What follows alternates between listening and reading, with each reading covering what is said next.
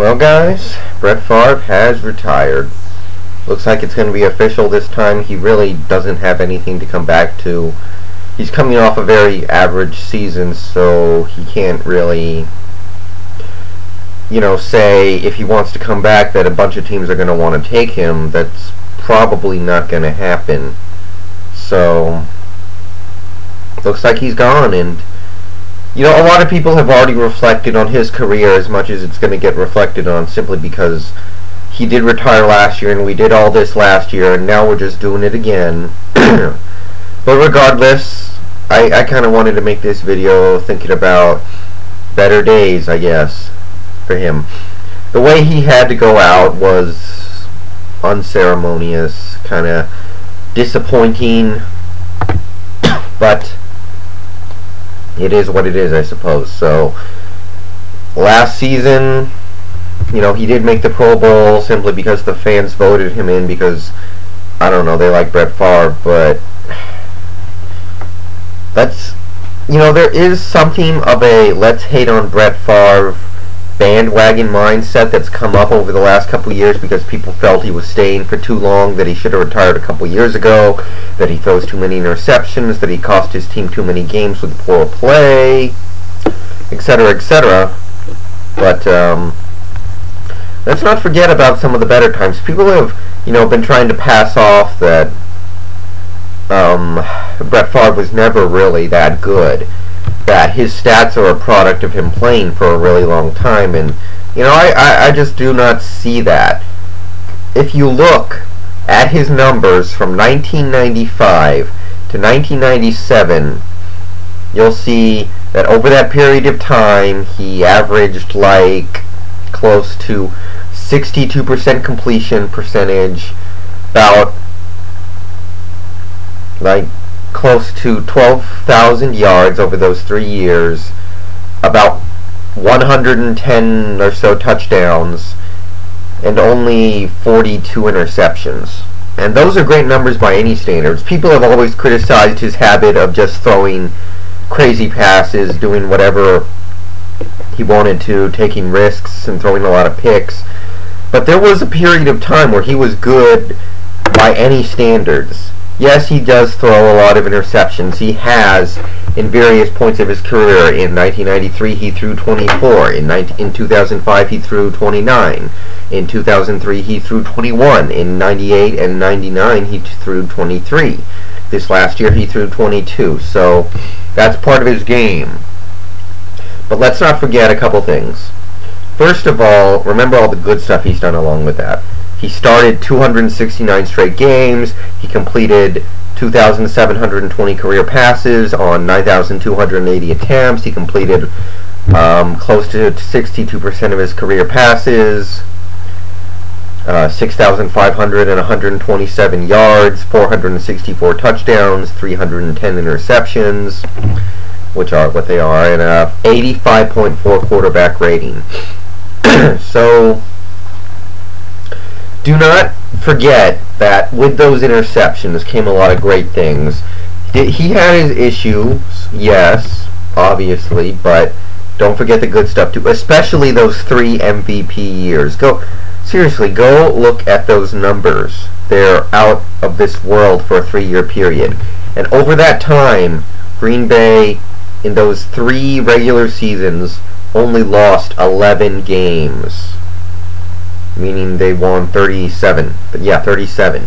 They won 1 Super Bowl, they went to another Super Bowl, the other year they ran into the last year of the Dallas Dynasty, and what are you going to do about that? But it's not easy to win a Super Bowl in this league, so I don't get people who try and discredit Brett Favre because he only won 1 Super Bowl, as if winning a Super Bowl is easy or something.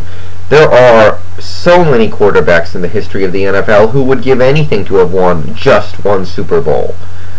To them, winning just 1 Super Bowl is the ultimate dream, and the Packers had other chances to win other Super Bowls. There was obviously 1997, where 2007, but Brett Favre did have the Packers in contention almost every year. I think he only missed the playoffs as a starter like 3 or 4 times.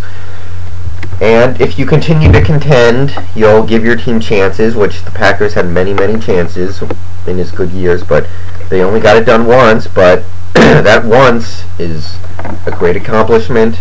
He played great in that Super Bowl. I was thinking back on Super Bowl 31, thinking,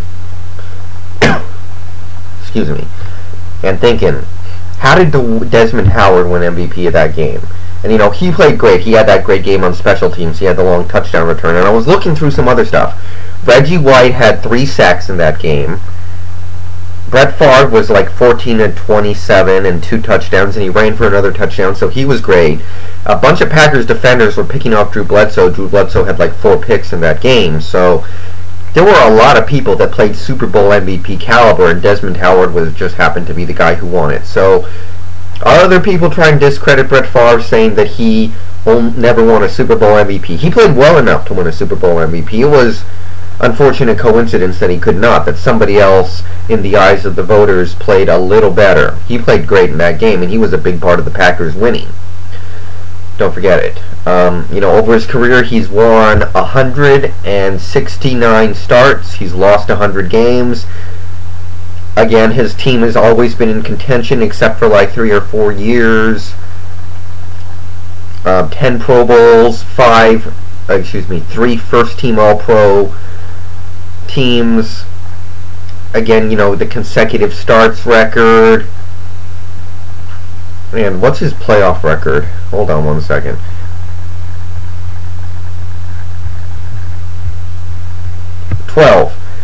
He has 12 career postseason wins. I'm not sure how many losses. 1 second. 9. He's 12 and 9 in the playoffs, and it's hard to get a winning record in the playoffs because there are so many times when you go to the playoffs just to be fodder. And every time you make the playoffs, if you don't win the Super Bowl, you're going to automatically get one loss by default. So, you know, he did make a lot of mistakes, but you have to remember, his interceptions, to some degree, are a credit to him. He threw all those interceptions over his career. He made all those stupid mistakes, but the coaching staff of the Green Bay Packers never said, you know what, this guy is making too many mistakes, we need to get somebody new. They never went, this guy is screwing us, we need to get somebody new. Because they knew that his style of play, while it included many interceptions, included many great plays, many touchdowns, many completions, and many chances for the team to win. And his interceptions are, too, a product of how long he played, as are all the rest of his stats. So, don't forget how good this guy was. And so, he's gone now, and it's kind of sad. But it was time. It was definitely time. If he stayed around another year, it could have gotten ugly. So, glad it's all over with. And his legacy is still somewhat intact, even though he had the chance to end his career with great dignity after last year, but he decided to come back for this year, and it didn't really work out. But whatever. Some other things. The All-Star Weekend is coming up. I'm going to probably watch the dunk contest. I like the dunk contest a lot. I'm going to be rooting for probably Dwight Howard. Maybe I'll root for Nate Robinson, because Nate Robinson went to the college that I'm going to now, the University of Washington. In fact, I have a funny story about that. One of my friends who goes to the University of Washington with me had a sister that was going to the UW a couple years ago, back when Nate Robinson was playing basketball at the UW. And Nate Robinson once asked this guy's sister out on a date, and she said no. This really happened, so I don't know. I think that's kind of a cool story. As for the rest of the football world, Seattle-based, I know Leroy Hill got busted with weed or something. I think this is a little bit of old news. I don't think anything significant is going to happen there. I don't think this changes our philosophy on trying to get him re-signed. So hopefully it's not that big a deal. Hopefully it's one isolated mistake. I won't hold it against him for wanting to smoke weed every now and then. Getting caught is another issue, but I don't think that's going to become a big thing. A lot of people talking about this T.O. thing. The rumor is he's going to get traded to Oakland in a couple days, and I thought for sure if Dallas didn't want him anymore, they'd have to cut him. So if they did actually manage to trade him and get something out of it, that'd be big. But I got to be honest, I don't think it's going to happen. I just think Jerry Jones likes him too much, and I don't see it. So that's all I got for now. See you guys later.